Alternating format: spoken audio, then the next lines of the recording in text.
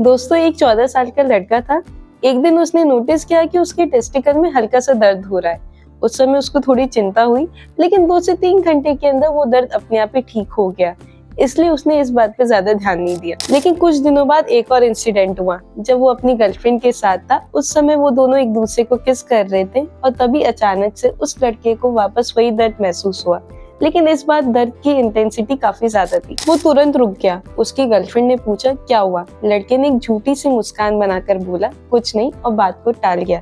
लेकिन अंदर ही अंदर वो उस दर्द से परेशान हो रहा था। वो जैसे तैसे वहां से निकला और सीधा डॉक्टर के पास पहुंचा।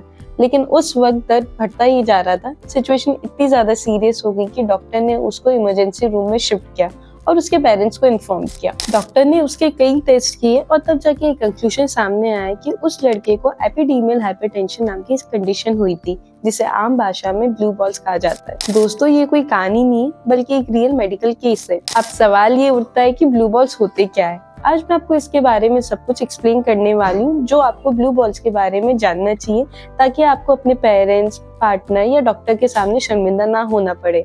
उसके बाद मैं आपको बताऊंगी कि उस लड़के का क्या हुआ। दोस्तों, ब्लू बॉल बेसिकली एक ऐसी सेंसेशन है जिसमें पेन, डिस्कम्फर्ट, हैवीनेस या इचिंग फील होती है।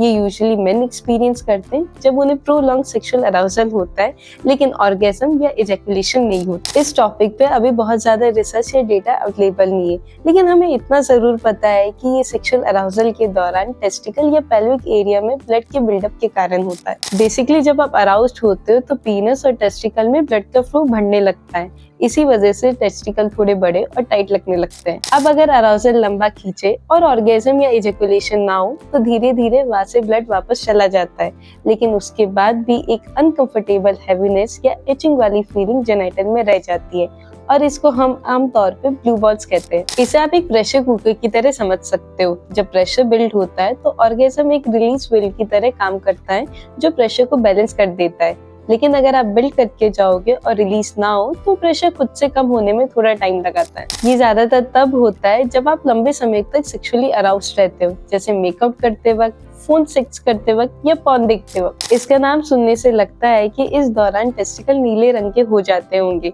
जो कि बिल्कुल गलत है। दरअसल होता ये है कि जो ब्लड टेस्टिकल से वेन के थ्रू वापस जाता है वो डीऑक्सीजनेटेड होता है, मतलब उस ब्लड ने अपना ऑक्सीजन टिश्यूज को दे दिया होता है, और फिर जब वो वापस हर्ट की तरफ जाता है तो हल्के नीले रंग का लग सकता है। एक इंटरेस्टिंग बात बताऊं, ये सिर्फ मेन तक लिमिटेड नहीं है। वुमेन्स भी कभी कभी ऐसे एक्सपीरियंस करती है, जिसे हम ब्लू वल्वा, ब्लू वेन या ब्लू क्लिट बोलते हैं।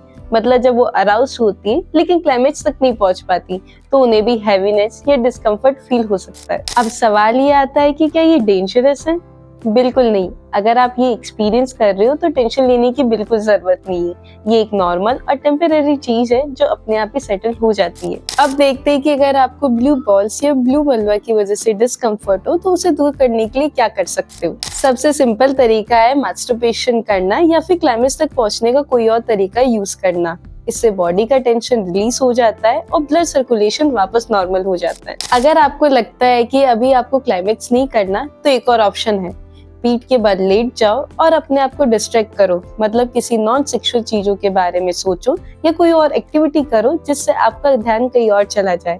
ऐसा करने से नेचुरली अराउजल सेटल हो जाता है। कुछ लोगों को ठंडे पानी से नहाना या अपने टेस्टिकल पे ठंडी पट्टी रखने से भी आराम मिलता है, क्योंकि ठंडी चीजों से ब्लड वैसे सिकुड़ जाती है और वहाँ का ब्लड फ्लो भी कम हो जाता है। इसके अलावा अगर आप कुछ फिजिकल एक्टिविटी करते हो, जैसे किसी भारी चीज को उठाते हो, तो उससे भी ब्लड सर्कुलेशन डाइवर्ट हो जाती है। दोस्तों, अब हम अपनी कहानी पे वापस आते हैं और जानते हैं कि उस लड़के का क्या हुआ। कुछ दिनों के ऑब्जर्वेशन और ट्रीटमेंट के बाद उसका दर्द धीरे धीरे कम होने लगा। डॉक्टर ने उसके पेरेंट्स को समझाया कि ये कोई डेंजरस चीज नहीं थी, बस टेस्टिकल में ब्लड का प्रेशर काफी ज्यादा हो गया था। जैसे ही प्रेशर धीरे धीरे रिलीज हुआ, वो डिस्कम्फर्ट खुद ही चला गया। दोस्तों, ये केस हमें भी सिखाता है कि कभी कभी जो छोटी सी प्रॉब्लम लगती है, उसके पीछे एक सिंपल और नॉर्मल एक्सप्लेनेशन होती है। और हाँ, ये रियल केस है जो ईयर 2000 की मेडिकल जर्नल में पब्लिश भी हुआ था। अगर आपको कभी ऐसा लगे तो टेंशन लेने की बिल्कुल जरूरत नहीं है।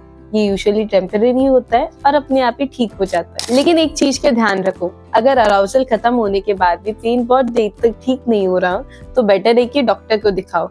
अपने बॉडी के सिग्नल को इग्नोर मत करो, क्योंकि हेल्थ के मामले में सेफ रहना ही बेस्ट ऑप्शन है। तो दोस्तों, ये थी आज की वीडियो। अगर आपको वीडियो पसंद आई हो तो वीडियो को लाइक करो, अपने दोस्तों के साथ शेयर करो और चैनल को सब्सक्राइब कर देना। मिलते हैं नेक्स्ट वीडियो में। Bye bye.